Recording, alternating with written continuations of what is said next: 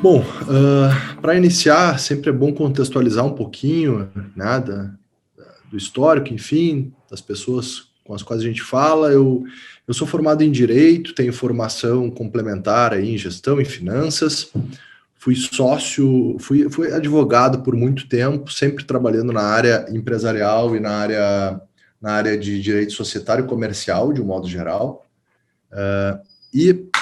De um tempo para cá, a partir de uma dedicação específica ao ambiente de M&A, de mesas de negociação, acabei fazendo uma transição de jornada e hoje atuo como partner de um fundo de investimento, a IBSeed Ventures.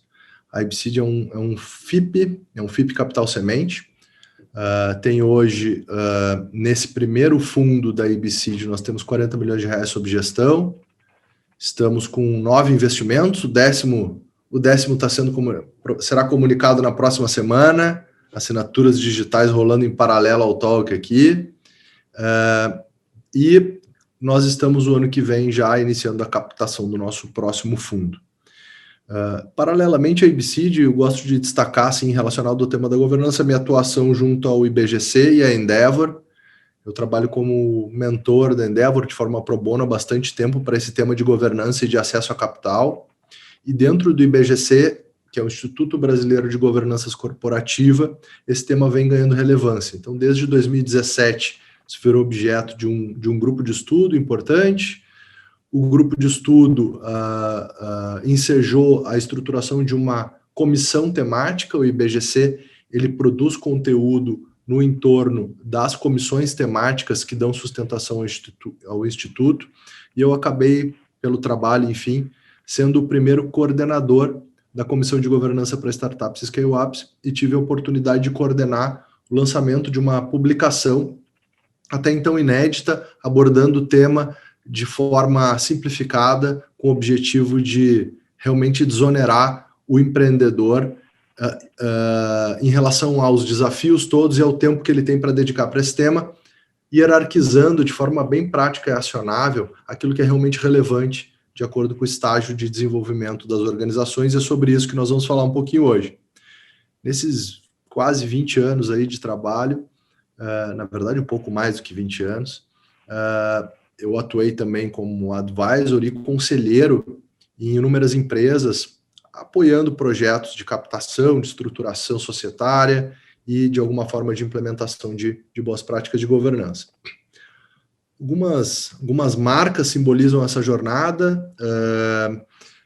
Uma situação que eu gosto de identificar aqui nesse ciclo mais recente, especialmente para quem é do Sul, é a minha conexão com uma empresa de cosmético local, que foi a Empório Body Store. A Empório Body Store é uma empresa de varejo super tradicional, mas eu gosto de destacar esse ponto porque eu comecei a trabalhar para a Body Store como advisor em 2009, quando era uma empresa muito pequena, tinha 5 lojas, um mundo de desafios e um sonho grande. Depois de um longo período de trabalho intenso, ela passou por um processo de captação de investimento, de reorganização societária, até que ela foi adquirida pela The Body Shop, à época, uma empresa que fazia parte do grupo L'Oréal, líder do segmento de cosméticos do mundo. Por que eu gosto de destacar esse case especificamente? Porque ele me deu a oportunidade de pegar uma empresa absolutamente desorganizada em termos de governança, participar de todo o processo de estruturação de um conselho consultivo, transformação em SA, estruturação de um conselho de administração, formação de uma JV global com controle nas mãos de The Body Shop até a venda total, e nesse momento já sentando em conselho de administração bastante pesado, em um nível de compliance bastante importante, ou seja, ela me permitiu ter uma visão muito prática de toda a jornada de governança corporativa sob a perspectiva de organização societária e conselho, num ciclo relativamente curto de tempo. Foi uma experiência que hoje me dá bastante conforto em compartilhar algumas dores do crescimento. Bom, nós vamos falar um pouquinho hoje sobre a jornada e, obviamente, ter um espaço de trocas e de perguntas bastante importante. E quando eu vou falar de governança, a gente está acostumado aqui, falando de startups, de empresas de base tecnológica, nós temos sempre uma noção bastante adequada da proposta de valor ou da dor que a gente resolve. Em um dado muito bacana, ao final desse trabalho que nós fizemos junto ao IBGC, resultado de uma pesquisa, cujo link depois eu compartilho com vocês aqui no chat, numa base de pesquisa de aproximadamente 250 startups ao final de 2019, o IBGC fez um questionamento, né? Qual a importância do tema governança na sua jornada? De um modo geral, as empresas responderam que a importância do tema era 9, mas, por outro lado, quando foram questionadas sobre o nível de conhecimento em relação ao mesmo tema, a nota média atribuída a si mesmos, como resultado da pergunta, foi nota 6. O que sinalizou para o IBGC de forma absolutamente clara e óbvia uma grande zona e uma grande oportunidade de aprendizado. Né? E a partir daí o IBGC começou a tomar uma série de ações rumo a esse ecossistema, a essa comunidade, para poder criar uma troca entre um ambiente absolutamente inovador e, de um modo geral, também trazer para esse ambiente inovador um pouco das experiências pregressas de um instituto que cuida da governança há muito tempo. E dentro disso ficou claro que a conexão, né, com empresas de estágio inicial, quando eram questionadas, era um desafio, né, porque a sensação é exatamente essa que o Guilherme trouxe no início da nossa conversa. Poxa, mas governança é uma coisa para empresa de capital aberto, governança é algo que está direcionado a empresas que têm um conselho, essa associação de governança, conselho, governança, capital aberto, ela era muito presente, inclusive dentro do próprio IBGC. Mas a governança ela tem uma proposta de valor bastante mais ampla do que simplesmente ser uma ferramenta de empresas de grande maturidade e de gestão profissional. Então, a partir de um mapeamento do ambiente de negócios e dos benefícios de boas práticas, ficou claro que, num primeiro momento, a governança tem uma função que é mitigar o risco de mortalidade. Né? Todos nós sabemos, isso é estatístico, público, e é sentido por todos, né? As empresas têm um primeiro ciclo muito desafiador que está absolutamente relacionado à sua sobrevivência. Né? Eu costumo brincar, né? Nós ouvimos nós lemos aí em redes sociais, em mídia especializada o tempo inteiro notícias sobre grandes captações, grandes rodadas, grandes aportes, mas nós nunca encontramos as histórias das empresas que deixaram de prosperar no meio do caminho. E onde estão essas histórias? Né? Quem pode nos contar? De um modo geral, eu posso tranquilamente afirmar para vocês que a imensa maioria das empresas que deixaram de prosperar no meio da jornada tiveram algum problema relacionado a um aspecto de governança corporativa que foi negligenciado em algum momento desse mesmo ciclo. Depois de um ciclo inicial onde a governança se presta a mitigar risco de mortalidade, também fica mais aparente e óbvio que estar estruturado de maneira séria, na medida certa, sem pesar demais a empresa com uma burocracia desnecessária pelo momento, permite um acesso a um capital mais qualificado. Quando nós falamos de acesso a capital qualificado, e aqui nós temos conosco Venture e BRDE, né, nós podemos tranquilamente nos conectar com esse ambiente, né, para entender que a empresa ela é financiada basicamente pelo capital dos próprios sócios ou por capital de terceiros. Quando nós falamos de estrutura de financiamento, estrutura de capital que financia as organizações, nós temos sempre essas duas alternativas, próprio ou de terceiros. Quando nós falamos de capital de terceiros, basicamente nós temos uma nova segmentação para dois caminhos. Nós temos o capital de investimento, de alguém que se acopla ao negócio como sócio, ou o capital próprio de instituições financeiras. Então, quando nós falamos que a governança permite um acesso a capital qualificado, nós estamos dizendo o seguinte, que a gente tem investidores melhores, volume maior de capital e custo de transação menor, de uma forma bastante relacionada ao nosso status de organização. Porque, de um modo geral, bons investidores e instituições financeiras são avessas à desorganização e a risco. Um investidor que tem uma contribuição relevante além do dinheiro, ou uma instituição financeira que trabalha com com encargos benéficos para o tomador daquele capital, naturalmente fazem um exame, uma diligência em relação a esse aspecto e tem uma ampla oferta de alocação do seu capital no mercado. A demanda por capital de investimento ou por capital de financiamento ela é grande. E então, consequentemente, o investidor ele tem ainda hoje no Brasil uma oportunidade de escolha. E, obviamente, se nós temos uma empresa com um potencial de retorno ou de risco relativamente similar, porém um nível de organização bastante deficitário em uma delas, é óbvio que o capital vai ser direcionado para aquela empresa que está mais organizada, né?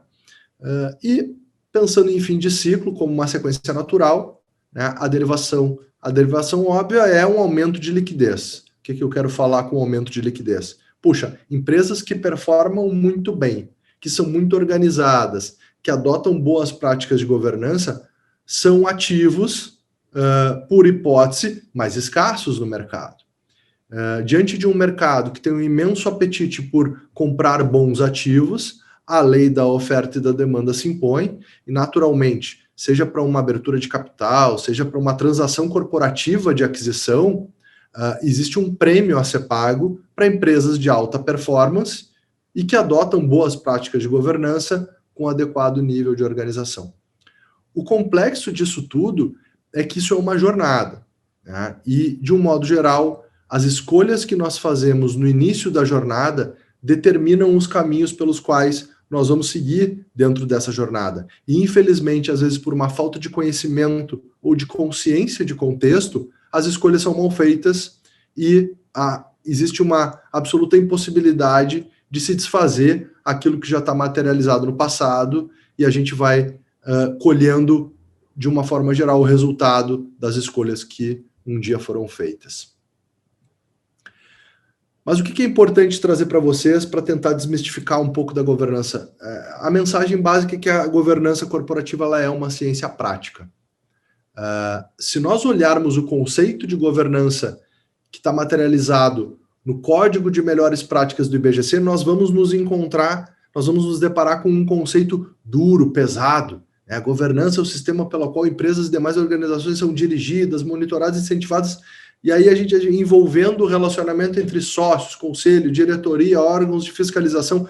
Então, é absolutamente natural, e era natural que uma startup, ao se deparar com um conceito como esse, dissesse, olha, governança não é para mim, eu não tenho conselho, nem estou pensando em diretoria ainda, muito menos órgãos de fiscalização e controle. Isso não é para mim.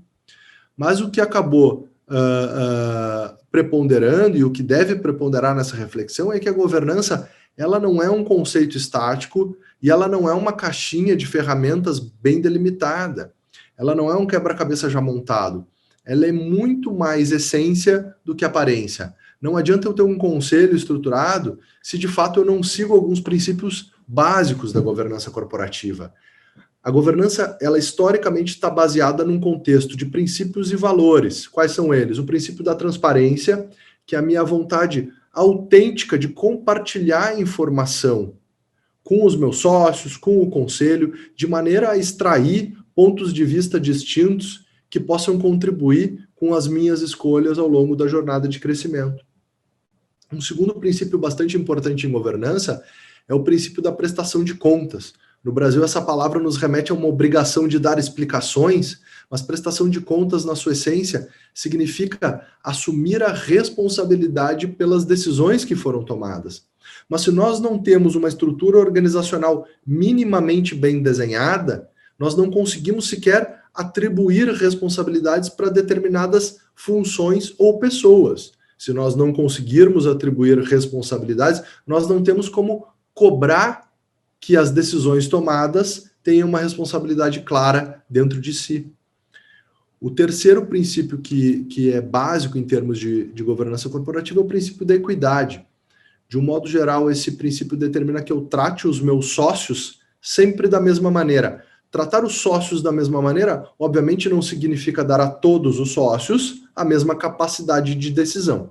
Se nós fizéssemos isso, todas as decisões elas estariam sujeitas a um contexto de unanimidade. Porém, as boas práticas da governança determinam que no fim do dia, alguém deve tomar a decisão pela empresa em um contexto de impasse.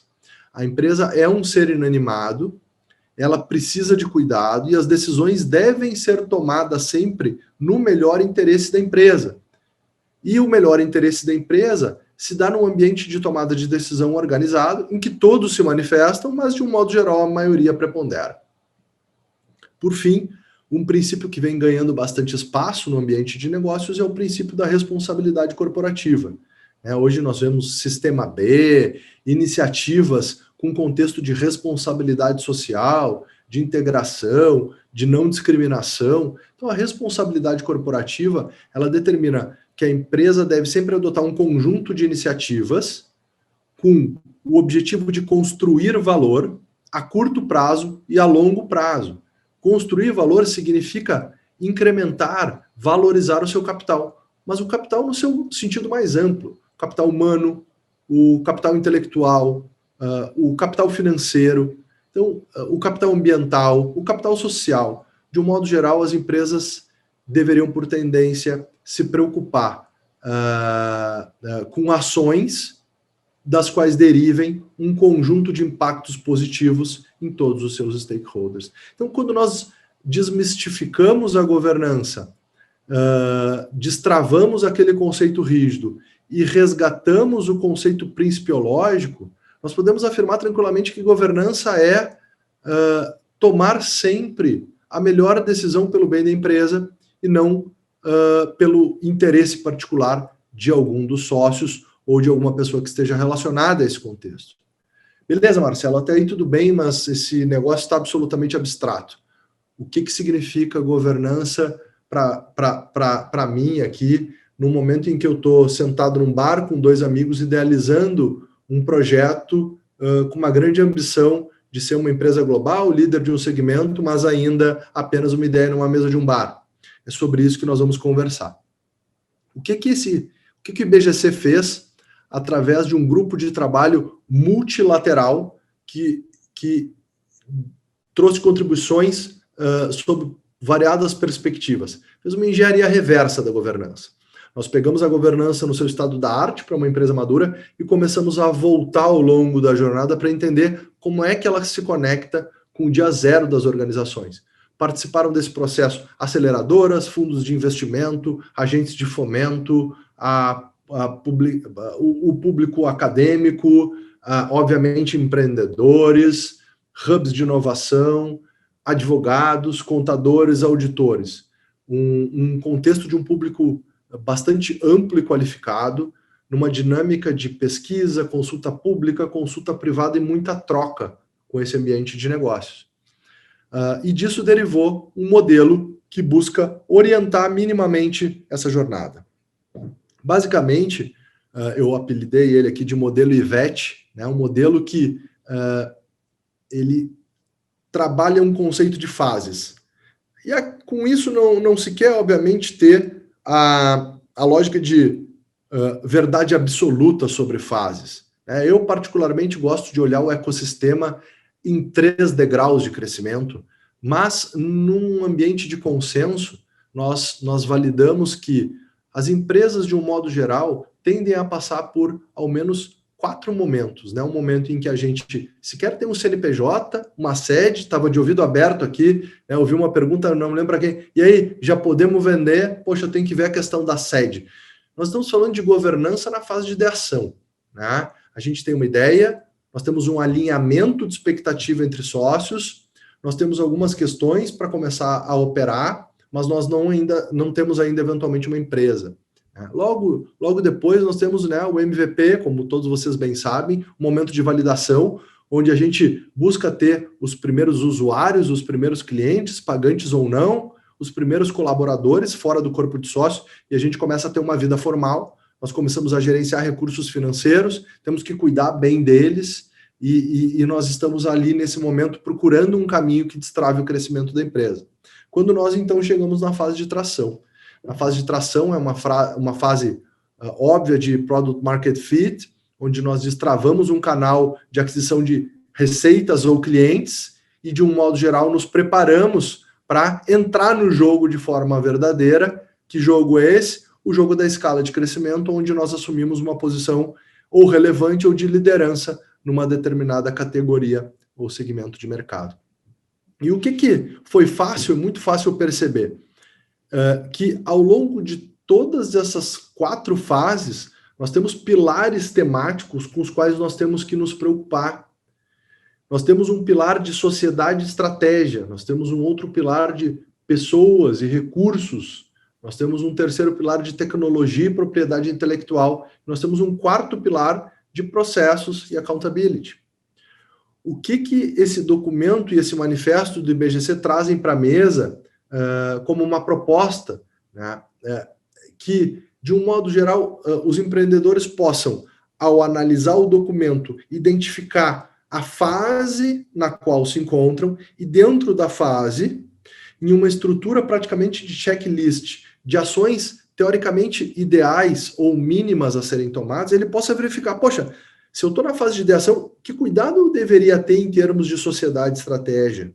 Se eu estou na fase de ideação, que cuidado eu deveria ter em termos de tecnologia e propriedade intelectual? Fazendo com que essa reflexão passe pelos 4 pilares em cada uma das fases. E tendo, ao final de cada uma das fases, uma espécie de ponto de checagem para entender se a organização está adiantada em relação àquilo que se espera em termos de organização ou se ela está atrasada. Mas mais do que isso, ela nos traz uma consciência antecipada de jornada. A leitura e o consumo dessa bibliografia permitem que nós não tenhamos nenhuma surpresa desagradável ou que passemos por um sofrimento muito grande por nos depararmos com alguma estrutura lá na frente da jornada que nós temos na nossa frente sem ter feito uma escolha consciente de caminhos. A grande mensagem que fica é essa, né? A governança corporativa não é um evento isolado, ela não é algo para grandes organizações apenas e tão somente, ela é uma jornada.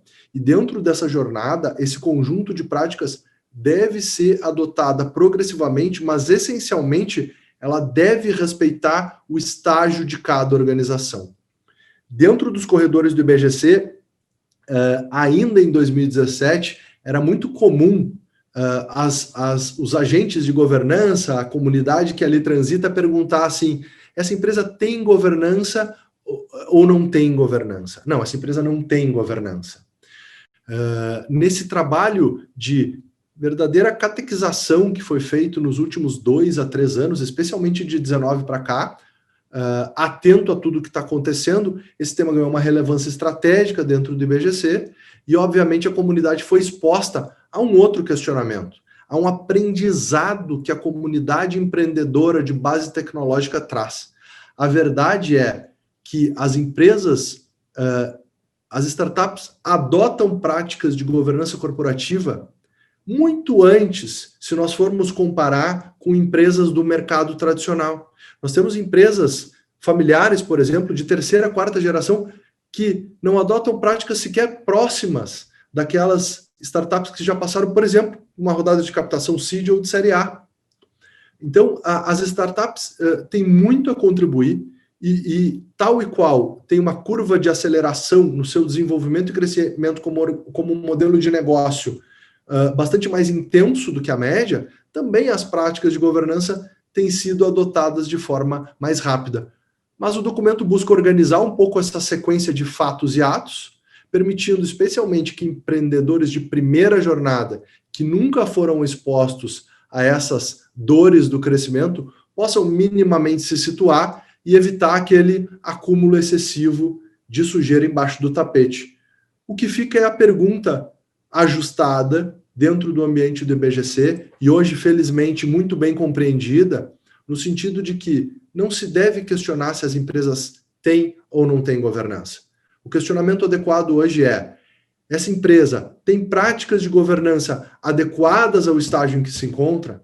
Nenhuma empresa deve ser penalizada por ter ou não ter governança. O que nós temos que identificar é se as práticas estão adequadas ao seu momento, porque nós sabemos que os desafios são gigantescos e obviamente, o grupo de co-founders tem uma série de problemas para resolver, governança é apenas um deles, e nós temos que, de alguma forma, contribuir com essa orientação sobre o mínimo necessário para cada um dos momentos da jornada. Pessoal, queria dar um mini break aqui e, de alguma forma, ver se tem alguma pergunta, algum pensamento para compartilhar, para que a gente não transforme o nosso papo aqui num monólogo. Beleza. Pessoal que tiver alguma pergunta, só habilitar o microfone, ligar a câmera e pode fazer. Buenas, vou no 3, 2, 1 aqui, vou seguir então. Beleza? Toca a ficha. Vamos lá. Qual é o grande problema? Aqui eu vou trazer um pouco da minha experiência como gestor da ABCD. Eu acompanho a Endeavor desde 2016, dentro do programa Scale Up, em painéis locais e nacionais. Como eu comentei com vocês, são 20 anos de advocacia prática na área, mas especialmente dentro da ABC, nos últimos 3 anos, nós tivemos oportunidade de interagir e analisar mais de 750 empresas para fazer os 10 investimentos que nós temos no portfólio hoje. A partir das múltiplas interações com os agentes de investimento que se encontram antes da IBCD na cadeia, a IBCD faz um check seed, tem uma tese para registro focada em Software as a Service B2B no estágio seed. É um fundo de tese ultra nichado. Nós só investimos nesse modelo de negócio. Tá? Consequentemente, nós temos uma relação constante com quem está antes na cadeia, normalmente aceleradoras, incubadoras, investidores anjo, e obviamente uma relação importante com os fundos que fazem cheques de série A e B, as quais a gente costuma acompanhar, mas que naturalmente não são a nossa zona de entrada de primeiro cheque, de primeiro investimento. Em 100% dos casos ao longo da minha vida como advogado, das minhas mentorias dentro da Endeavor, ou das empresas com as quais nós interagimos, eu vejo um problema muito importante. Quando nós começamos a nossa jornada como empreendedores, nós fazemos tudo. Né? Nós nos reunimos toda semana, tomamos todas as decisões, só que ao longo da jornada é importante que a gente passe por um processo de compartilhamento das decisões e que as estruturas se movimentem. E a governança corporativa, ela pressupõe a existência de ao menos 3 grandes chapéus. Um chapéu de sócio, um chapéu de conselheiro e um chapéu de executivo. Num primeiro momento, nós vestimos os 3 chapéus. E o que eu tenho percebido de forma muito recorrente, como sendo um dos desafios mais árduos do empreendedor, é conseguir ali, no meio da jornada, especialmente ali naquela fase entre validação e tração, identificar o seu papel adequado ao momento da organização e conseguir segmentar um pouquinho do processo de tomada de decisão de acordo com o ambiente onde se encontra, porque é um processo de transição bastante árduo, né? Nós temos muitas vezes founders super técnicos que acabam tendo que abrir mão de uma carreira técnica para aprenderem a ser CEOs de uma empresa, serem gestores, né? Essa escolha não é fácil. Nós temos 2 ou 3 sócios que têm uma formação técnica, um deles vira CEO, e eventualmente numa lógica de hierarquia, e a gente não pode ser hipócrita e entender que a hierarquia não existe, porque a gente precisa ter um processo de tomada de decisão claro. Nós temos um co-founder que tem a mesma participação societária, tinha a mesma formação técnica, a mesma idade, mesmos skills, e daqui a pouco um está reportando para o outro. E numa cena um pouquinho mais adiante, nós temos 3 níveis de distinção, porque um deles não quer ser gestor, quer virar técnico. O outro virou gestor de área. Um terceiro virou CEO, gestor de todos os gestores de área. E nós temos 3 fundadores que, no primeiro momento da empresa, sentavam e tomavam todas as decisões juntos e, por uma questão de necessidade de crescimento, tiveram que mudar o seu chapéu. Então, assim, para tentar estratificar um pouquinho do que é o chapéu de cada momento, né? Gosto de lembrar aqui questões um pouco de juridiquês, mas o sócio ele tem 3 grandes funções dentro de uma organização. Pensando numa cena de maturidade, aportar capital, financiar o negócio, aprovar as contas da administração, ou seja, eu tenho um orçamento, eu usei o dinheiro direito, eu fiz o que estava combinado. Idealmente a gente deveria ter um ponto de checagem recorrente sobre isso, a lei fala que uma vez por ano isso deveria ser cumprido, e numa cena de maior maturidade, dentro de um certo padrão que o mercado adota, nós começamos a acomodar a estrutura de conselhos. E os sócios, que são em número grande, designam representantes para formar um conselho num grupo de tomada de decisão menor e de atuação mais próxima daquele negócio. Então, particularmente, eu que sou gestor de fundo, o fundo designa, tem lá no seu portfólio de 10 empresas, eu particularmente hoje estou no conselho de 2. Então, ser sócio e ser conselheiro, eu sou gestor de sócio de 10, mas estou em 2 conselhos, dentro de uma escala de distribuição de conselhos. Qual é a grande função de um conselho? A grande função de um conselho é estar um pouco mais próximo da alta gestão, mas especialmente ser um guardião da estratégia da companhia.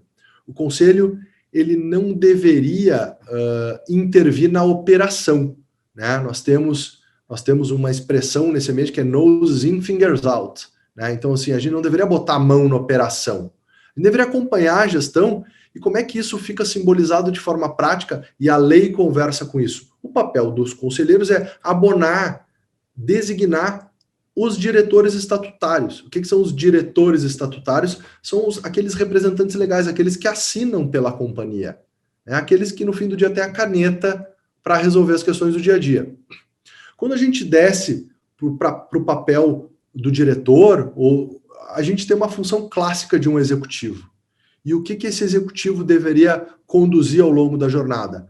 A proposição de um plano de negócio, a visão é dele, especialmente em empresas inovadoras. Olha, está aqui o sonho, esse é o caminho do sonho. Mas esse sonho, essa missão, devem ser traduzidos em números. Consequentemente, ao lado do business plan, nós temos um budget, um orçamento. Olha, para cumprir essa jornada aqui, é essa a minha estrutura de gasto, é essa a minha expectativa de geração de receita, é esse o meu consumo de caixa. E, essencialmente, quando essas coisas já estão organizadas numa zona de maior maturidade, esse executivo ele passa a ter uma grande função. Se alguém já passou por isso, ou se puder conversar com executivos que já passaram por jornadas de crescimento, certamente vocês vão ouvir de CEOs que o grande papel de um CEO numa zona de maturidade é apenas é formar o melhor time possível e assegurar uma cultura dentro de casa, uma cultura sólida dentro de casa. O CEO, ele, teoricamente, passa certamente mais do que 80%, às vezes 90% do seu tempo assegurando a formação de um time de líderes que inspiram e que, por serem bons, trazem para trabalhar consigo pessoas muito boas também, mas especialmente cultura. Mas para que ele faça isso, ele tem que saber delegar decisões. Né? Nós temos aquela história do o CEO que faz tudo e depois o CEO que sabe delegar as mesmas coisas para pessoas que façam aquilo que ele fazia de forma melhor do que ele. Como nós investimos no estágio Seed, eu queria compartilhar com vocês um pensamento que é uma experiência prática, nada estatística, que tem reflexo em posts, literaturas pontuais, mas que é um ponto de atenção que, se eu pudesse deixar na mesa aqui, eu gostaria realmente de deixar como uma mensagem importante. A maioria das empresas de estágio inicial traça o seu destino quando entra numa zona de 20 a 50 funcionários. É nesse momento em que nós começamos a escolher as primeiras lideranças. Eu não estou falando de C-level, né? Tem muito C aqui, né? Muito C-level por um uso e costume de mercado, mas as primeiras lideranças, os champions das áreas. Cara, eu já tenho ali 3 a 4 pessoas no ambiente de marketing, tem um líder ali que está se destacando, área de vendas, eu vou usando a minha linguagem de SaaS, né? Mais CS, enfim, recruiting, engenharia, produto. Cara, tem lideranças como essa. E eu preciso trazer gente de mercado. Se eu não trago bons líderes, eu não delego. Se eu não trago bons líderes, esses maus líderes, essas pessoas de baixa qualidade, elas tendem a trazer para trabalhar com elas pessoas medíocres. Pessoas boas gostam de trabalhar com pessoas nas quais elas se inspiram. Pessoas que geram um senso de desafio. Então, se tem algo importante a ser feito, numa jornada inicial é estruturar as caixinhas. Quais são os pilares temáticos, os temas-chave da companhia? Quem vai cumprir essas funções? E escolher com muito cuidado a formação dessa primeira camada de lideranças. E por que eu gosto de destacar esse ponto? Porque, como eu comentei, esse é um processo chave na transição de um estágio inicial para um estágio de maior maturidade. É um processo de governança é um processo de delegar e gerenciar grandes decisões. Eu tentei,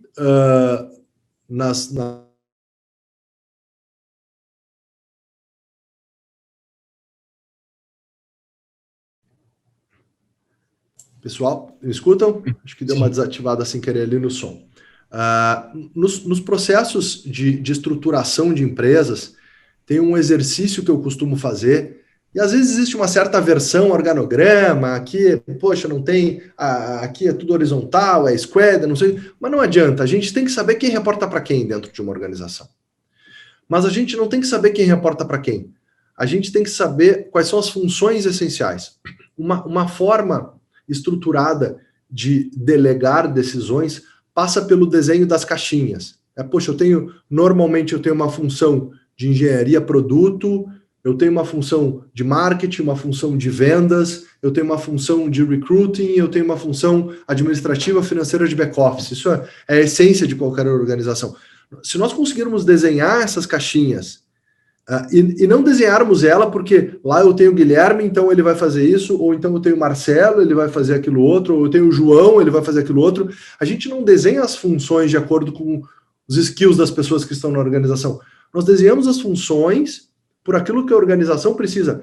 Ela é um desenho de job description abstrato. Ele é abstrato, ele é impessoal, ele não tem nomes. Eventualmente, num primeiro momento, o Marcelo tem que estar em 2 ou 3 daquelas caixinhas. O Guilherme também. Mas na medida do crescimento, eu já sei quem eu vou buscar. E se eu sei quem eu vou buscar, porque são os pilares temáticos que a empresa demanda, eu consigo assegurar... o que está acontecendo aqui? Que eu tenho a pessoa certa, no lugar certo, na hora certa. Se eu sei qual é a função, se eu tenho os skills necessários, e se eu conheço o meu roteiro de voo, a minha rota de crescimento, eu consigo comunicar isso para o meu RH, e às vezes eu mesmo sou o RH, e eu sei qual é o timing de recrutamento, a skill que eu estou procurando, a função e a entrega que a companhia tem em termos de expectativa. Numa jornada evolutiva desse modelo, eu consigo naturalmente transferir a tomada de decisão, porque se eu entendo a função e tenho a pessoa certa, obviamente eu consigo delegar para ela um processo de tomada de decisão. Às vezes essa decisão tem um viés mais operacional, às vezes essa decisão tem um viés mais estratégico, de acordo com essa função, mas a nota de consenso é a capacidade de delegar decisões, porque eu sei exatamente aquilo que eu espero de cada função e consigo entender as pessoas que ocupam essas funções com as suas capacidades de tomarem essa decisão. Num ciclo de continuidade, eu traduzo isso em números, e aí eu faço lá o meu exercício de budget.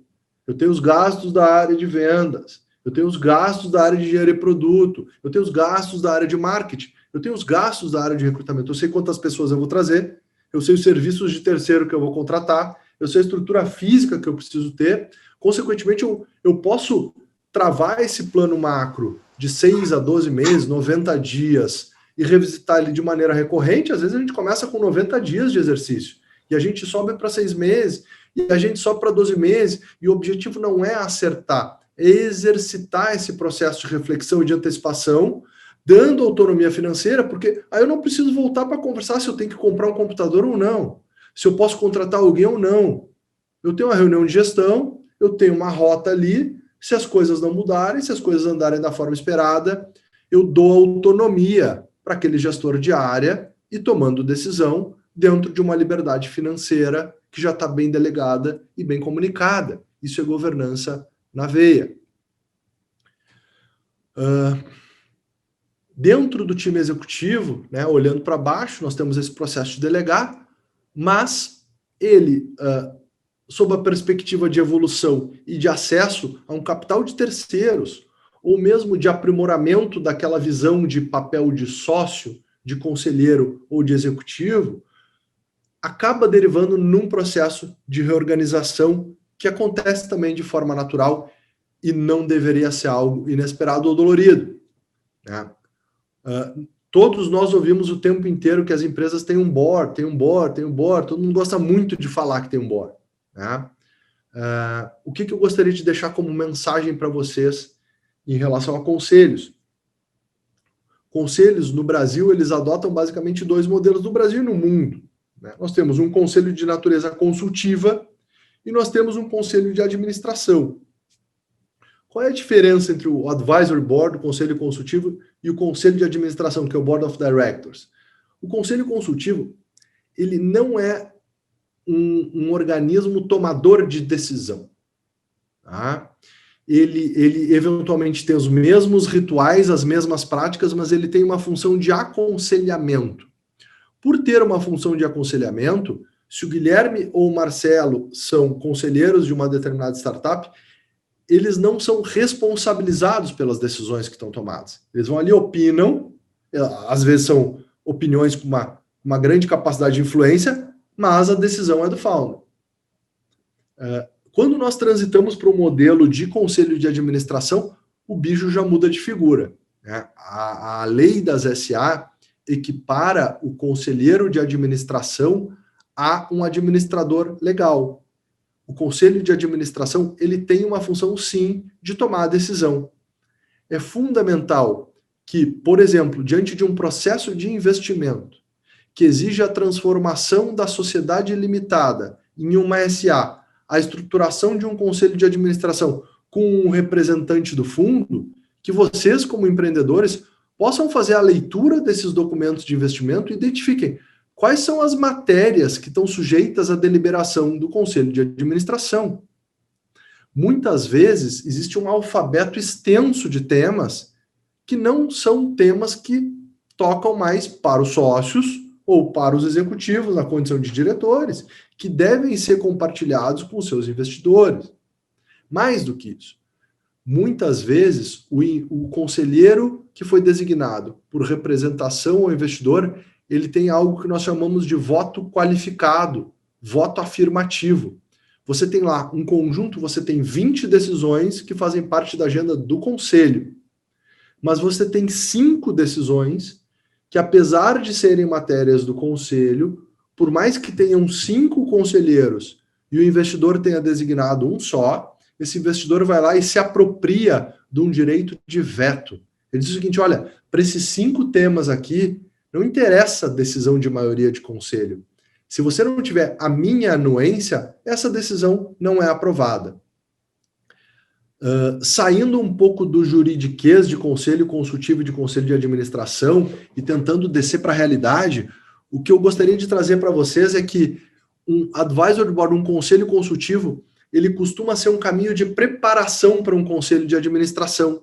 Então a gente pode testar um pouquinho, olha, eu vou combinar aqui, eu vou convidar pessoas que têm muito a contribuir para se reunir comigo, eu vou combinar uma recorrência uma vez por mês, uma vez a cada 2 meses, uma vez a cada 3 meses, eu vou preparar alguns materiais de compartilhamento e eu vou prestar contas, vou lá, vou falar sobre o que está acontecendo para coletar opiniões ou feedbacks que possam me ajudar na jornada.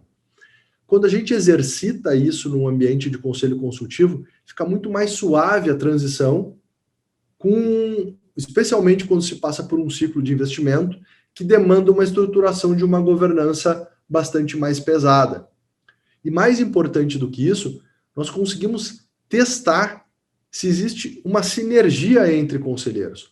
O segredo de um bom conselho é trazer conselheiros com skills complementares. Eu tenho um cara muito bom tecnicamente, eu tenho um cara muito bom de área comercial, eu tenho um cara muito bom em finanças.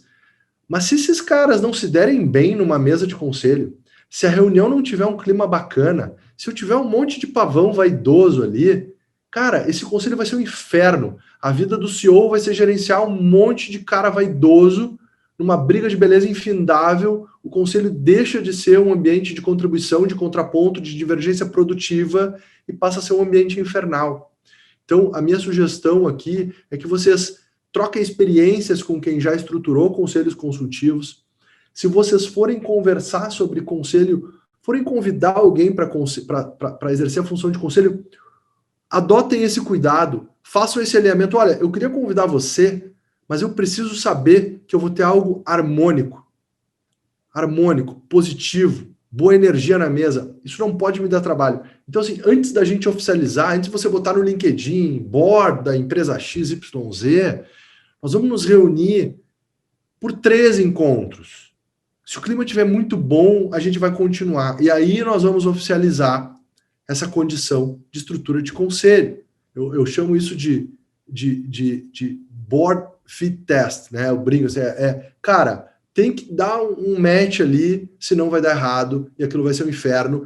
E é absolutamente constrangedor para o CEO chegar e dizer assim, encerrar é sempre muito difícil, né? Dizer assim, cara, não dá, tá muito ruim. Então, assim, quando a gente diz assim, nós vamos fazer um teste por 90 dias, e se tiver tudo bom, a gente continua. E se tiver bom e a gente continuar, dura só 1 ano. Ou seja, já tem data para terminar. A gente não tem constrangimento de encerrar, mas é muito importante testar. Pessoal, conselho muitas vezes gera questionamento, não sei qual é a experiência média da turma aqui. Se tiverem algum ponto, estou aberto para perguntas. Então, vou seguir o baile aqui. Acho que são talvez poucos aqui que têm algum conselho, seja um board ou um conselho consultivo. Alguns, acho que só uma startup da nossa turma agora está justamente numa etapa assim de captação de um seed. Então, acho que para a maioria é aprendizado para se preparar. Legal. Eu talvez faria uma pergunta, não sei se é oportuna nesse momento ou um pouquinho mais para frente, que é quando e como começar, né? Digamos, o primeiro, beleza, eu me preparo quando eu for me preparar para captar um seed, um série A, e como dar os primeiros passos. Não sei se talvez melhor terminar a explanação e depois. Eu acho que dá para complementar aqui, Guilherme. O quando é uma excelente pergunta. Assim, a gente não pode pensar... claro, nós estamos aqui no ambiente de investimento, então eu vou conectar isso com o investimento, mas de um modo geral a gente tem que pensar que isso é positivo, inclusive para quem não passa por processo de captação de investimento. Então isso normalmente tem 2 ou 3 fatores de estímulo. Ou a empresa cresceu, eu não passei por um processo de investimento externo, mas os fundadores já estão naquele nível de distanciamento no dia a dia muito grande, e é importante ter um momento no mês ali para fazer uma reunião, um comitê de gestão, fazer um fechamento de resultados de tempos em tempos e buscar esse realinhamento de objetivos e de momento pessoal dos sócios.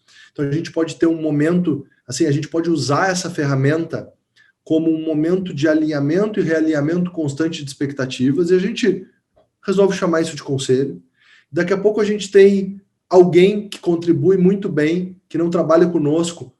Tem ali, poxa, às vezes quem começa muito participando de conselhos são advogados, contadores, a turma da área financeira, né? Tem um assessor financeiro que ajuda a organizar a empresa, começa a participar das reuniões também, né? Então ela pode ser um momento de alinhamento num eventual distanciamento pelo dia a dia, tá?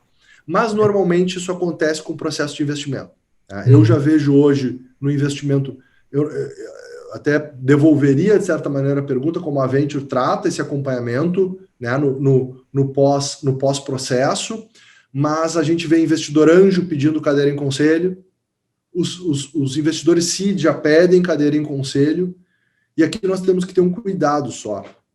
A gente tem que cuidar para ter uma regra de governança uniforme ao longo de cada jornada de captação. Porque se nós tivermos um determinado contrato, com uma estrutura de conselho A, com temas, né, de uma lista Y, com um anjo, e depois um outro com o investidor seed, e um outro com o investidor de série A, daqui a pouco a gente tem uma série de obrigações com uma estrutura de governança muito diferente, e a gente eventualmente perde a oportunidade de organizar isso antecipadamente. Então, na medida em que forem por provocação externa, por necessidade de acompanhamento de um investidor, estruturando rotinas de acompanhamento mensal, bimestral, num contexto chamado de conselho, prestem atenção em 2 eventos. eu tenho que, a cada jornada de captação, equalizar minha estrutura anterior. O que eu combinei com o anjo, eu tenho que recombinar para ver se encaixa no modelo do seed. O que, quando eu passar por serial, eu tenho que olhar para a turma de seed, anjo, e dizer assim, olha só, eu preciso organizar para ter uma governança só. Reporte, demonstração financeira, conselho, tem que estar alinhado, porque eu não posso me comunicar com o investidor, com cada investidor de forma diferente. E é comum, vocês devem buscar investidores que estejam prontos para abrir mão dessa cadeira ao longo da jornada. Porque se vocês tiverem que terminar a jornada com um investidor anjo sentado no conselho, vai virar um conselho de 15 pessoas. E aí virou uma reunião de condomínio. Ele é totalmente improdutivo, né? Então, assim, tem que ter um alinhamento de expectativa, né, que ao longo de... Se o cara está ali, ele está numa esteira de venture capital. O modelo está desenhado há mais de 20 anos pelo mercado americano. A gente sabe como ele começa, a gente sabe como ele termina. É um processo de cumprir uma função dentro de um estágio, né? O investidor seed, ele vai acompanhar o ciclo dele. O investidor de série A vai acompanhar de forma mais intensa o ciclo dele. E uma saída que vocês podem ter para não onerar e não pesar demais os conselhos é ter uma figura do observer, né? Mas, cara, você não é mais conselheiro, você não vota, né? Mas você está ali convidado para participar como observer. Você não vai tomar decisão, especialmente quando a gente transitar para uma esfera de conselho de administração. Então, assim, começar com um consultivo e exercitar antes de ir para o conselho de administração e cuidar com o alinhamento de expectativas e não prometer cadeira eterna, especialmente para investidor do early stage, e nisso eu me incluo, tá? Mas eu, particularmente, tenho por prerrogativa que se tudo der certo, eu não estarei mais em conselho. Se eu estiver em conselho é porque deu errado o meu investimento. Porque se a empresa crescer, eu cumpri a minha função, tem um investidor de série A e B que conhece muito mais esse ciclo de investimento do que eu, e ele tem uma contribuição melhor a fazer. Não preciso mais estar em conselho tomando decisão, tá? Então, cuidem com o perfil do pedido do investidor. Não sei, Guilherme, se de alguma forma eu respondi aí o seu questionamento. Beleza, obrigado. Beleza, descendo um pouquinho rotina de conselho, né, para entender como ele acontece, né, eu costumo dizer que ele é um sistema organizado de trocas, né? Então, como é que é o ritual de preparação? Cara, eu tenho lá a minha agenda, e essa agenda normalmente está travada no início do ano, né? Ela usualmente acontece na segunda quinzena do mês, porque a primeira quinzena eu já usei para consolidar os meus resultados, analisei ali a batimento de metas, dos grandes KPIs, já preparei o material do conselho e enviei para o conselho. Então, eu mando uma pauta, envio o material com antecedência, e aí numa cena de maior maturidade, se tem que tomar uma decisão, e se é um conselho tomador de decisão, o que eu vejo assim de empreendedores que não passaram por isso ainda? Ele vai lá, manda o material, tem uma decisão super importante, mas ele não fez aquela sensibilização do conselheiro, assim, uns dias antes, e cara, olha só, liga para o investidor, já tem um tema muito importante, cara, a gente precisa decidir isso na reunião, lê o material, te prepara, vem com pergunta, eu preciso sair com uma tomada de decisão, o que eu chamo de sensibilização de board, que é um segredinho aqui de dia a dia, tá? Então, cara, definiu a pauta, você bota lá, item 1, discussão, item 2, discussão, item 3, discussão, item 4, decisão. E manda o material, e liga para o cara, diz, item 4, decisão, cara. Não chega sem estudo, preciso tomar a decisão. Especialmente se os conselhos são muito passados.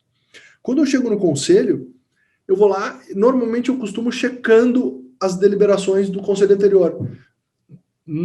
Usualmente a gente vai lá, cara, tem que fazer isso, beleza, é isso que tem que fazer, qual é o responsável, qual é o prazo? Isso que tem que fazer, qual é o responsável, qual é o prazo? Então tem uma lista ali, um to-do list, um action items ali com um responsável e prazo. Então, usualmente, o conselho diz assim, o que tinha para fazer mesmo, beleza, isso, está feito, esse aqui não é no prazo ainda, esse está em andamento, esse aqui atrasou pelo motivo Y, mas tem uma checagem das tarefas de saída do conselho anterior.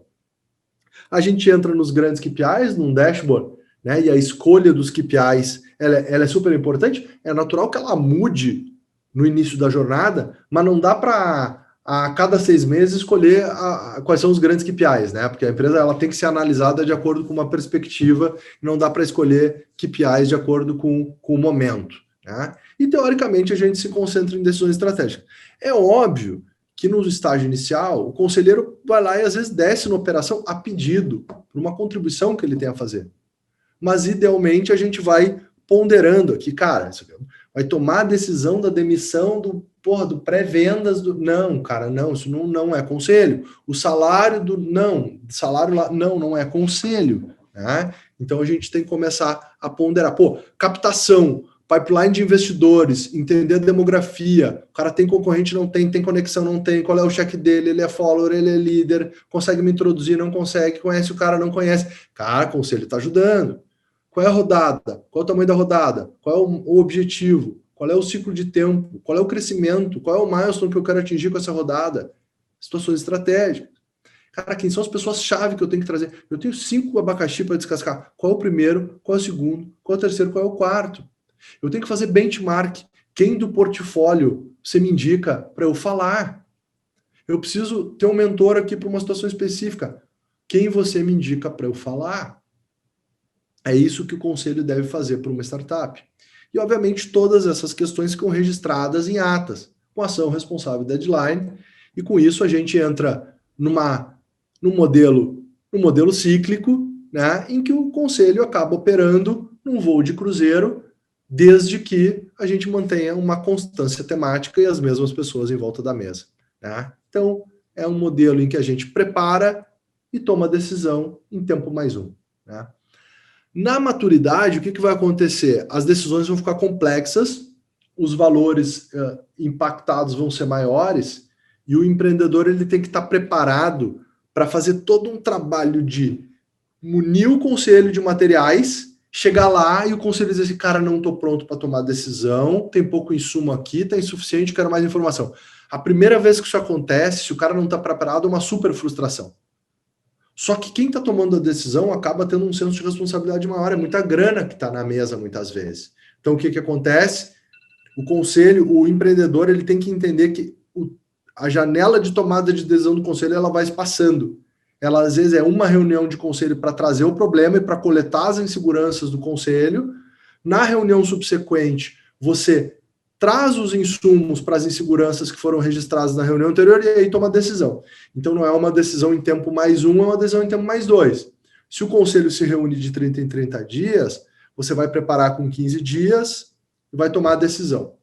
Se o conselho ele se reúne de 30 em 30 dias e não toma a decisão na primeira reunião, você preparou com 15 dias e você tem um intervalo de mais 30 entre uma reunião e outra. A decisão passou a exigir 45 dias para ser tomada pelo conselho. Então, na maturidade, quando os números ficarem maiores, você não exige tomada de decisão complexa na reunião 1. Você, na reunião 1, você diz, eu estou encaminhando uma tomada de decisão, eu estou trazendo aqui grandes hipóteses e grandes números, e eu quero tomar essa decisão. Quais são as sensibilidades que eu consigo coletar aqui? O grande CEO é o CEO que se antecipa cada vez mais em termos de ciclos e de planejamento. É o cara que no primeiro momento está enxergando a semana, depois o mês, depois 90 dias, depois ele olha o semestre, depois ele consegue antecipar o ano, depois ele consegue antecipar um ciclo de 18, 24 meses rumo ao próximo milestone de captação, de crescimento ou de saída daquela organização. Tá? Resumindo, governança ela é um processo de tomada, né, de construir um ambiente de tomada de decisão, de formar time, de delegar funções, de saber os chapéus, de compartilhar o processo de forma organizada, de trazer pessoas boas para contribuir e de ter registros adequados ao longo do tempo. Né? Ele é, na essência, um olhar para frente repleto de lições e aprendizados do passado. Tá? Eu costumo encerrar minhas falas, né, com essa pergunta, né? Eu sempre pergunto, existe uma fórmula para o sucesso? Isso aqui potencialmente é uma fórmula de sucesso? E a resposta, ela é, obviamente, simples. Óbvio que não, né? Não existe uma fórmula para o sucesso, mas evitar erros básicos é muito mais fácil do que ser brilhante. A mensagem em termos de governança corporativa é essa. Nós muitas vezes nos preocupamos em sermos globais, em dominarmos o mundo, no sonho grande, mas na maioria das vezes as empresas morrem por erros muito básicos, por deixar de fazer todo dia um arroz com feijão bem feito, ao invés de buscar sempre fazer um prato gourmet. A mensagem é essa, pessoal. Eu queria deixar como provocação aqui do que eu falei, esse questionamento final, né? O que você, pensando no que consumiu hoje, pode fazer amanhã para melhorar o ambiente de governança e de tomada de decisão da sua empresa, como você pode se preparar e consumir literatura sobre aquilo que está por vir, tá? E, obviamente, agradecer a oportunidade mais uma vez, deixar meus canais de contato aqui e abrir a janela para um bate-papo final que faça sentido para vocês aí, em termos de dúvidas que possam ter ficado de forma residual. Beleza, muito obrigado, Marcelo. E, pessoal, aberto para perguntas, quem quiser fazer alguma consideração ou pergunta, pode abrir seu microfone, abrir a câmera e fazer a pergunta.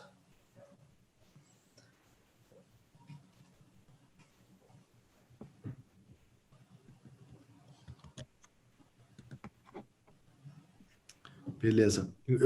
Nesse meio tempo aqui, eu deixei no chat ali 2 links para acesso ao consumo do conteúdo do IBGC, o caderno e a pesquisa também que foi feita, tá, Guilherme? Para o pessoal poder acessar. Beleza, obrigado. Bom, se o pessoal ainda está se aquecendo, eu vou lançar uma. Tu falou ali das reuniões de board e já deu uma pequena tinta, assim, digamos, qual que é uma boa frequência? É mensal, é bimestral? O que é uma rotina saudável? Depende do quê? Eu acho que depende da velocidade em que você está, né? E do nível de trabalho, assim, que o conselho demanda. Teoricamente, eu acho que uma frequência mensal, se você vai passar por um processo de investimento, ter um momento de alinhamento mensal com o seu investidor é importante. As coisas mudam muito rápido, especialmente no estágio inicial. E quando a gente deixa o tempo passar, a gente perde uma janela de contribuição. Mas para ser mensal tem que estar organizado, né, Guilherme? Então você tem que pensar o seguinte, poxa, eu tenho interesse primário em fechar o resultado da minha empresa, em fechar o caixa do mês, em olhar para a minha contabilidade de forma minimamente organizada, mas especialmente os KPIs, né? Eu tenho que olhar minha performance, tenho que medir ela. Eu tenho interesse em olhar. Então, ter uma reunião de conselho não deveria me onerar, porque teoricamente eu vou apenas compartilhar aquele material, né? Então, idealmente eu entendo que a reunião de conselho, ela no estágio inicial, uma vez por mês, ela vai muito bem, tá? E eventualmente uma bimestral intercalada por um report. Né? Você combina assim, cara, vai ser bimestral, mas eu vou mandar o report com os KPIs no mês de intervalo em que não tem reunião, e eu abro uma janela lá de 1 a 2 horas para uma call de dúvidas sobre o report para os meus investidores, por exemplo. Isso é absolutamente comum também. Em algum momento isso vai virar uma reunião a cada 3 meses, mas se as coisas estiverem andando rápido e crescendo, eu tendo a acreditar, cara, que reunião mensal vai ser uma constante por longo tempo. Tá? Obrigado.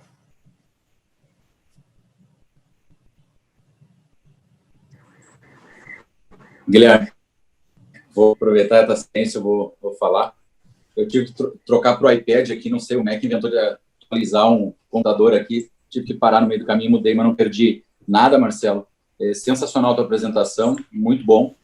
Eu confesso que é um tema que me interessa muito, eu participo de um conselho consultivo que foi construído até para um aprendizado, né? E aí eu já tinha uma série de pontos e a gente está com o nosso conselho só de founders e quer dar esse próximo passo. Eu vim com alguns pontos anotados para questionar, mas a tua apresentação foi sensacional. Assim, eu tenho estudado os bootcamps depois, né? E dado print, fazendo ações, mas o teu eu vou transformar praticamente num playbook ali para poder seguir e implantar na empresa.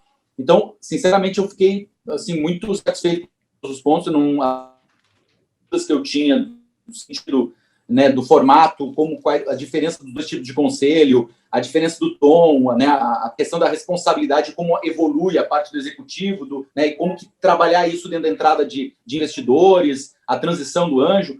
Foi sensacional. Então, é mais agradecer e dar parabéns. E aí, qualquer coisa que a gente tiver alguma dúvida, a gente aciona na sequência. Obrigadão. Legal, eu que agradeço. Obrigado pelas palavras. Marcelo? Alô?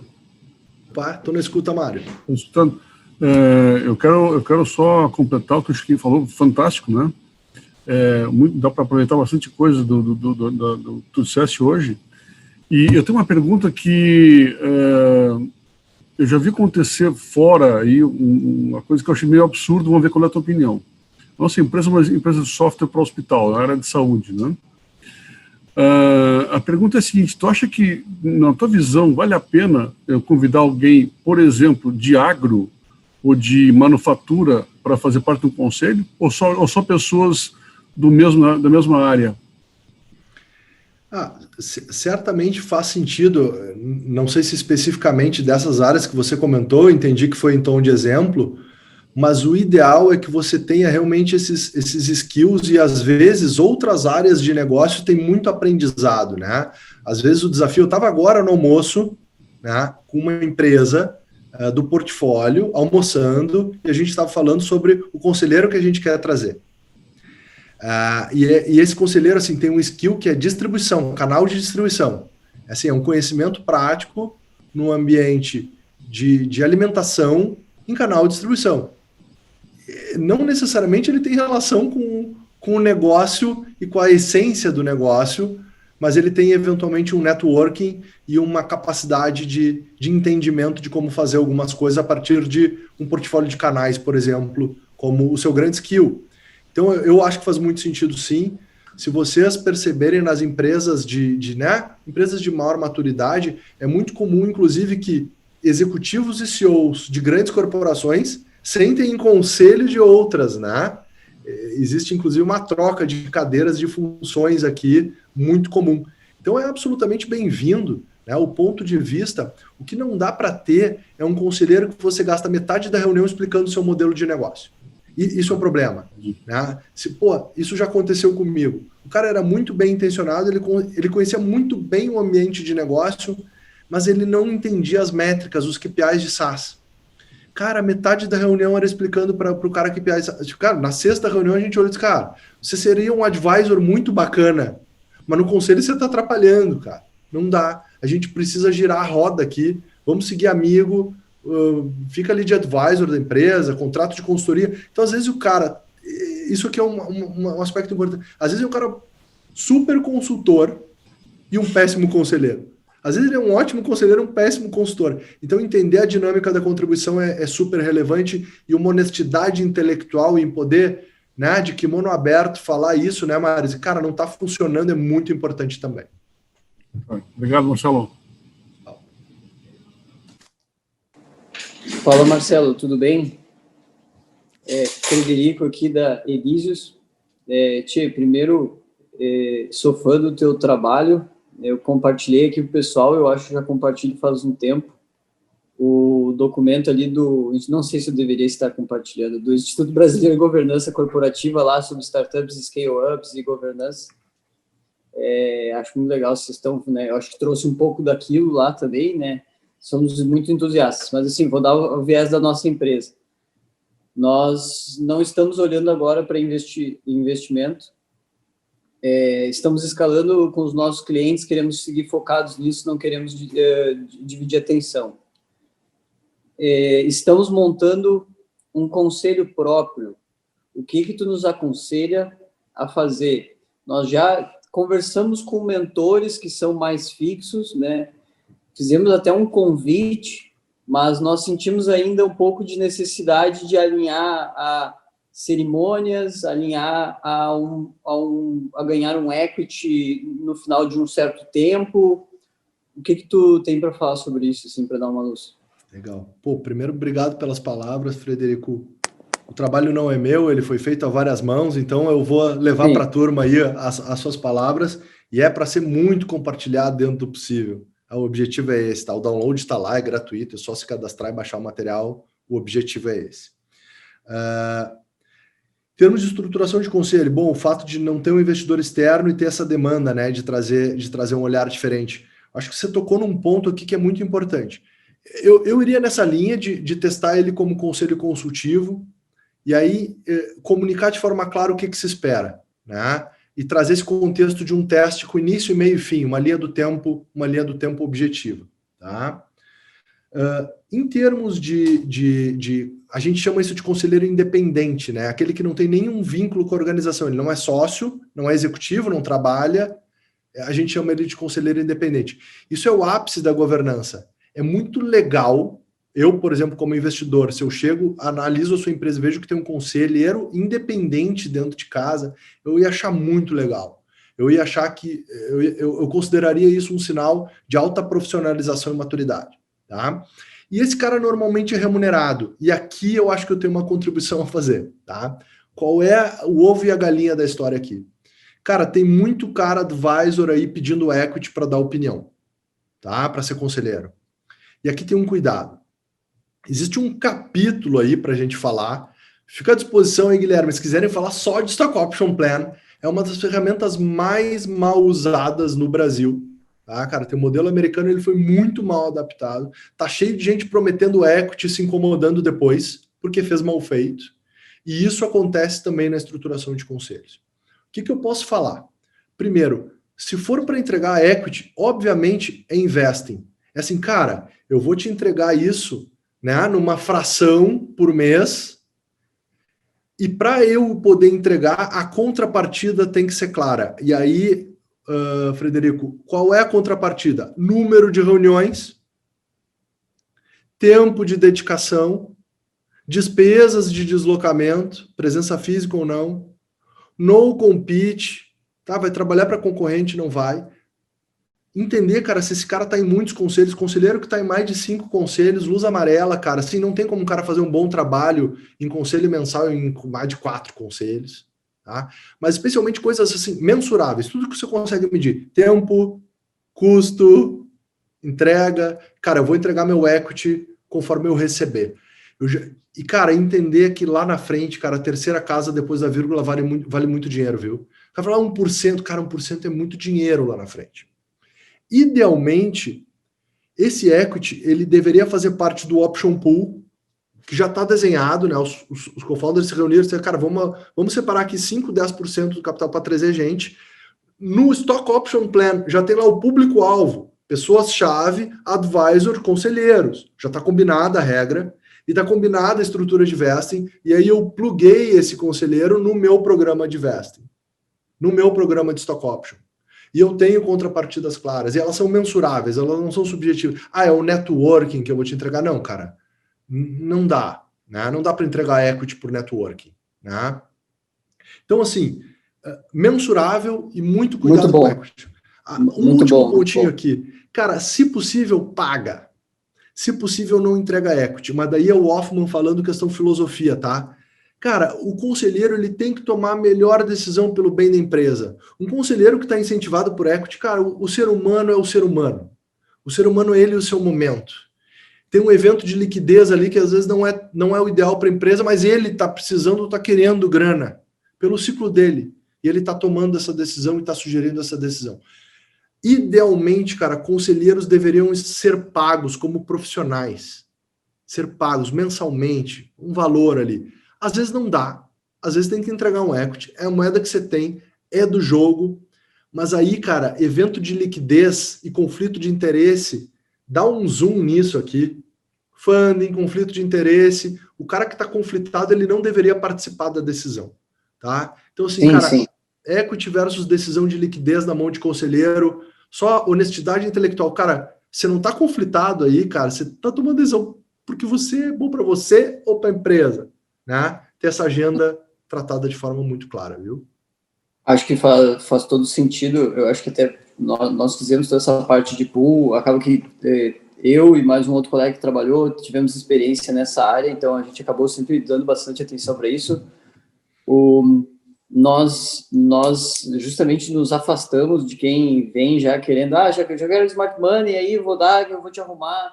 Assim, cara, primeiro tu tem que ser do agro, tu nem vem falar com a gente antes, se for dos primeiros tem que ser agro, né? A gente bate muito nisso.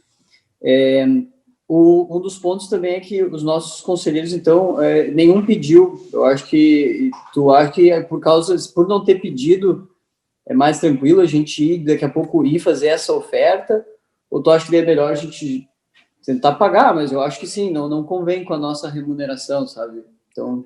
Eu tenho eu sou simples, né, nessas questões. Cara, a verdade organiza. Pergunta, cara, em termos de remuneração, qual é a tua expectativa? Eu tenho 2 linhas aqui, uma remuneração em valor, eu tenho uma abertura para equity, não é minha preferência agora, mas eventualmente tem um composto aqui. Pergunta, qual é a tua expectativa? Né? Como é que a gente pode organizar essa situação? Ela não precisa terminar da mesma forma que começa, né? Ela pode começar de um jeito e terminar de outro. Um cuidado que tem que ter, assim, na hora de ir para conselho de administração, esses caras, normalmente, os caras muito bons vão pedir um seguro de responsabilidade civil, que é o D&O, né? Sim. E aí lá na frente, assim, além da remuneração, tem um custinho, assim, de fazer as reuniões, eventualmente bancar umas viagens e ter um D&O, tá? Então é só estar atento a isso. E para fundo, cara, na hora de negociar investimentos, não, conselheiro de fundo não tem remuneração, não, tá? O conselheiro com remuneração independente. Bota no budget lá, cara, se for negociar com fundos, não, já quero reservar para se eu quiser trazer, eu quero ter orçamento para trazer, já reserva no contrato lá a posição do independente, o método de escolher ele e tenta trazer. E quantos tu acha que seria um valor máximo e daí ótimo para ter num conselho, digamos, hoje, né? Nós estamos com a empresa, temos 16 pessoas, estamos contratando, nós sentimos necessidade de mentoria em outros, estou tomando conta, né? Sentimos necessidade de mentorias em outras áreas, assim, tu acha um conselho de 5 pessoas, 6 é muito grande? Como é que... Cara, eu acho assim, o conhecimento nunca ele vem em excesso, né? Mas gerenciar um conselho de 5, assim, treina com um de 3. Sim. Né? Vai ter teus co-founders, teus sócios, cara. Aí deu certo, vai para 5, né? Mais do que 5, putz, é difícil pra caramba. Tem alguma bibliografia sobre isso, já fica difícil, tá? Sim. Então, eu acho que é isso. Eu não sei se você perguntou em termos de remuneração também. Eu sei, daí até linkando, pode falar de remuneração, mas eu sei que também tem bibliografia dando uma noção de mais ou menos quanto tu tem que dar para um counselor, né? Que é se eu não me engano, entre 0,15% de equity, eu tinha visto até 0,5% de equity, se eu não estou errado. Mas também não sei se é paper americano, né? Eu já tenho um conceito aqui, eu acho que não é o tema hoje, fica a provocação aí, que é assim, cara, eu não gosto de dar nada, né? Eu gosto do modelo americano, que é stock option, cara, é opção de... Isso, claro, né? claro. E aí vai ter o preço, e aí se a gente está no Brasil tem uma forma de precificar, se a gente está baseado lá fora, Delaware, Cayman, normalmente os caras nos impõem o uso do Carta, tem o Carta Valuation como driver de gestão desse cap table e desse preço de aquisição, mas eu acho que isso fica aí, Gui, uma provocação, acho que é um super ponto aí para trazer, cara. Esse tema é muito maltratado no Brasil. Mas assim, cara, é vender com boas condições de pagamento, flexibilidade, bom preço, capturar valor. Mas se o cara não está disposto a entender que ele vai pagar 1 e vender por 10, é porque ele não está confiante que ele vai entregar valor para fazer 1 valer 10, né, cara? Fica o alerta aí. Tá, legal. Muito bom, Marcelo. Obrigado aí por compartilhar essa informação e teu tempo. Complementando a pergunta do Fred, e se o cara vem pelo amor? Ele quer ajudar essa gurizada participando de uma reunião a cada 2 meses, eu faço a oferta de pagar o cara ou não deixo no amor? Cara, tá acontecendo, o amor tem um preço, né, Guilherme? Todo amor tem um preço, né, cara? Esse amor, não, né, religiões à parte, esse amor cristão, assim, que só um lado ama de forma incondicional, ele é raro, né, cara? Então, assim, mas tem muito executivo querendo se conectar ao ambiente, cara, tá se sentindo perdido no que tá acontecendo e tem uma troca honesta aqui. E dizer, cara, qual é a nossa troca? Não, eu quero me preparar para ser conselheiro de startup, eu quero entender da tecnologia específica que tem aqui. Cara, é essa troca. Mas daí tem uma troca, não é amor. Né? Eu tô te dando informação e conhecimento e você tá me dando informação e conhecimento. É troca, não é amor. Tá? Eu acho que a gente tem que cuidar muito, assim, não, tô pelo amor. Cara, se tá pelo amor, eu não consigo exigir nada de você, sabe? Eu tenho que poder exigir.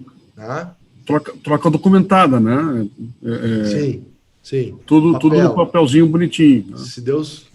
Sim, papel, caneta, ClickSign, DocuSign, caneta, papel. É amor com a cor do pré-nupcial, então. Exato. A gente, para casar, tem que fazer um mega de um contrato, não é para conselheiro que ele não vai fazer, né?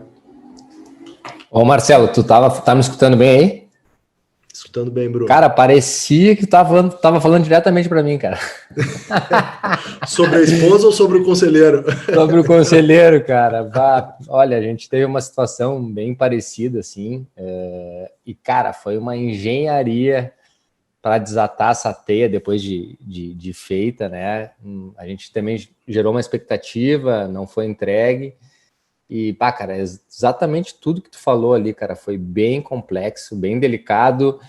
principalmente no ponto da pessoa estar em mais de 5 conselhos, né, com empresas parecidas, semelhantes, tentando resolver as mesmas coisas, assim. Então, cara, foi bem delicado, bem assim. Então, hoje eu vejo o aprendizado tomar muito cuidado no sentido de, cara, vamos com calma, né? A gente fica naquela expectativa de trazer gente, e tu falou uma coisa que fez muito sentido, cara, networking não vale o equity, né? Então, cara, obrigado pelas palavras ali, porque me confortaram. Valeu. Cara, não, assim, não é uma exclusividade tua, problema muito comum.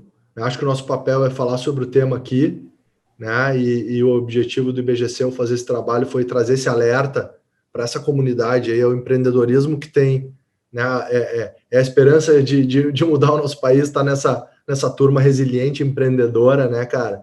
A gente tem que contribuir de alguma forma, mas, cara, é um problema super comum, tá? Não te penitencia. Se a gente está falando sobre ele, é porque ele aconteceu infinitas vezes já.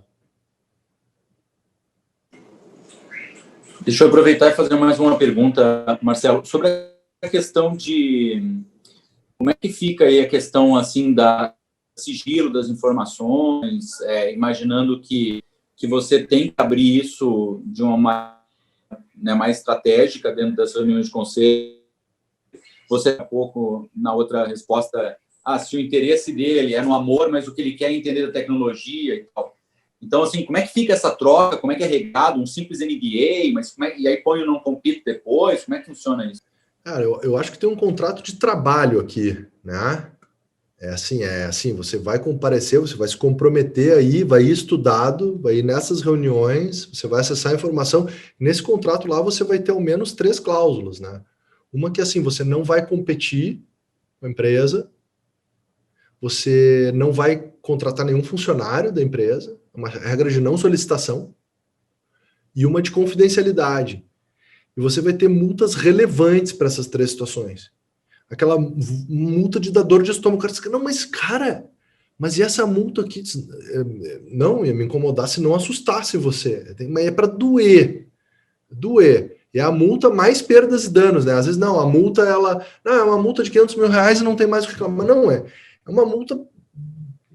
Cara, minha vida que tá aqui, cara. Essa multa não compensa a minha vida. Né? É minha vida que tá aqui. Qual é o preço da minha vida? O preço da minha vida aqui, cara, é para não fazer. Se você discutir... Eu tenho uma técnica, eu sou mais da negociação do contrato, o cara começa a discutir multa, eu digo, cara, não gosto de discutir multa. Se começar a discutir multa, você vai me levar aqui para uma zona de alta criatividade sobre as suas boas intenções. Né? Eu não quero discutir multa. O que tá... Você tem alguma intenção de descumprir isso aqui, nem vamos começar. Né? É isso. Mas tem que estar documentado, cara. Não é um simples NDA, é o mega NDA, tá, cara? É o Super Power NDA e mais algumas coisas mais. Beleza, obrigado, Marcelo. Buenas, pessoal, já estamos mais ou menos no nosso tempo. Alguém tem alguma última pergunta? Quer aproveitar?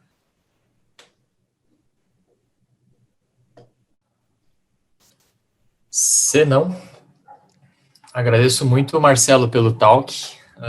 Acho que foi de grande valor, principalmente para o pessoal para alguns que já estão numa maturidade de negócio, talvez maior, e para aqueles que, digamos, estão ainda no começo da sua caminhada, fica gravado e eles podem assistir daqui a 12 meses para estruturar o seu conselho, ou, digamos, implementar muitas coisas que tu comentou que são muito bacanas. Pessoal, agradeço a participação de todos também. Marcelo, quer deixar talvez alguma última mensagem para o pessoal? A última mensagem é assim, SaaS B2B, que esteja procurando investimento, não esquece da ABCD, nos conectem, o canal está aí. Tá? Vai ser um prazer conhecer o negócio de vocês. É um negócio de falar mais não do que sim, tem que ter estômago, né? A gente falou com 750 empresas para fazer 10 investimentos, ou seja, foram 740 nãos, mas é uma jornada que tem esse aspecto. Vai ser um prazer poder falar sobre o negócio de vocês, se fizer sentido conversar com a ABCD, e no mais desejar aí que todos fiquem bem, que esse ano tenha sido um ano importante para vocês e que boas coisas estejam por vir. Desejo sucesso e saúde aí para todos nós.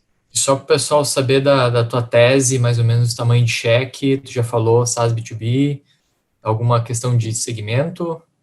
Não, a gente não tem segmento, a gente é agnóstico em termos de segmento, até por sermos muito nichados em tese, né? Então a gente acaba sendo agnóstico. Tem algumas situações que nós ainda não encontramos aqui. Saúde é uma delas, educação é outra, ainda não temos posição logística, são situações que a gente olha com bastante carinho. Nosso portfólio está no site lá para quem quiser consumir. Nosso cheque de entrada é um cheque de 1 a 3 milhões de reais. E nós costumamos acompanhar, nós temos uma reserva importante para acompanhar a Série A e Série B, mantendo a nossa participação. A partir dali, a gente entra em janela de saída. Então, nós somos um fundo que entra prioritariamente no estágio seed, mas somos um meio multi-stage fund, né? A gente tem um benefício de acompanhar a rodada em follow-on, a gente não fica apenas na nossa rodada de entrada, não. Essa é a mensagem. Se fizer sentido, fique à vontade aí para nos procurar. Beleza. Muito obrigado, Marcelo. Obrigado a participação de todos também. E a gente se vê por aí num próximo Bootcamp ou reunião. Valeu, pessoal.